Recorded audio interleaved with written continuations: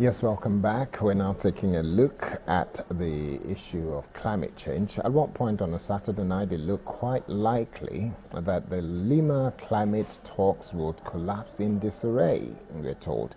Instead of the harmony expected between China and the US following their pre-talks pact, the world's two largest economies and polluters were squaring off, so we're told.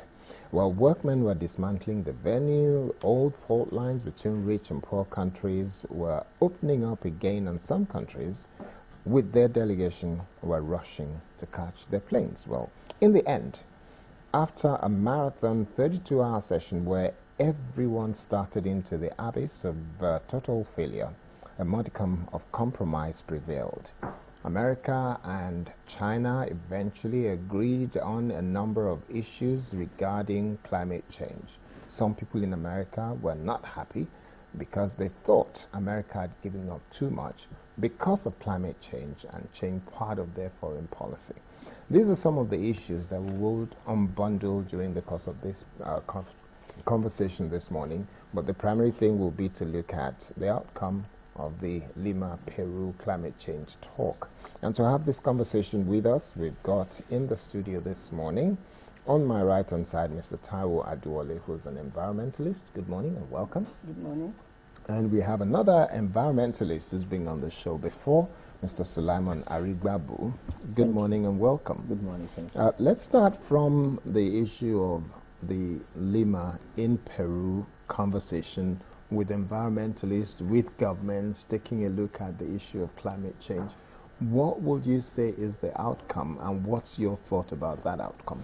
All right, thank you very much. The COP20, that's Conference of Party 20 edition in Lima, was to prepare ground for a global climate agreement that should be signed in Paris in 2015 at the COP21.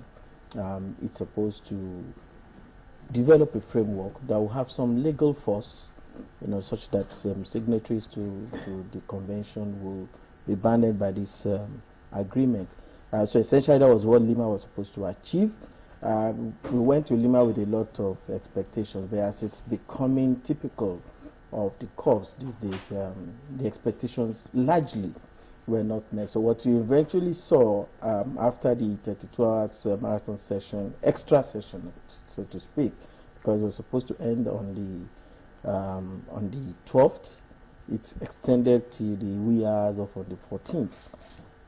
What you eventually saw coming out is more or less a compromised position where countries, for instance, non-Annex 1 countries, developing countries in Africa, in Asia, in Latin America, expected much more in terms of reduction in global emission by the largest polluters, expected much more in terms of commitment to providing finance so that countries who are worst affected by the adverse impacts of climate change will be able to adapt and cope with the necessary changes that is required of them.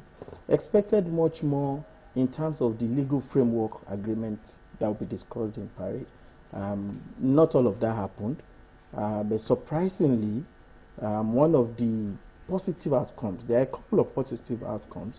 One of the positive outcomes for Lima was the joint agreement by the United States and China a couple of days before the conference started to, on their own, voluntarily make huge cuts in terms of their emission of greenhouse gases. Because the way the world is heading, we are heading for a situation where the global average temperature will simply send some people out of the surface of the earth. Already we saw what happened in Philippines last year, and then this year again they have been visited by another major storm which affected millions of people. Last year it killed over 6,000 people. This year, because they were ready for it, but they still needed to move over 1 million people out of its way. And we are going to be seeing increasingly more of this kind of incident. So the attention about reducing global emission is to ensure that the future generation, because whatever we do now does not really affect our time. Some of the things that are happening are because of things that have been done in the past. And that's part of the dynamics of the discussion. People are saying industrialized countries of North America and Europe and Japan, these are countries that have benefited from the business as usual of the past. And the consequence of their development is what the world is now witnessing in terms of adverse effects of climate change. So what we're trying to look at is how we do not bequeath the same thing to future generations. So in terms of that outcome, though, do you feel that there is sufficient points raised and a solution put on the table? There are solutions on the table. There are positive things, like I said. For instance, the Green Climate Fund, which is supposed to be a voluntary contribution by countries, particularly Annex 1 country. The target was to raise $10 billion. $10.2 billion were pledged. Now, just pledged, not yet raised. So that's something to look forward to, hoping that countries will live up to those pledges, and countries that need this money will, get at them. But in terms of the overall outcome, not much of what should be agreed on in Paris had been reached. But at least there is a draft, there is an annexure to the agreement, which is more or less like a draft text of what can be discussed in Paris. But many issues, for instance, loss and damage, which is supposed to be, the framework for it is supposed to be developed, because many of the things we are discussing now are things that will still take effect from 2020 and beyond. Okay.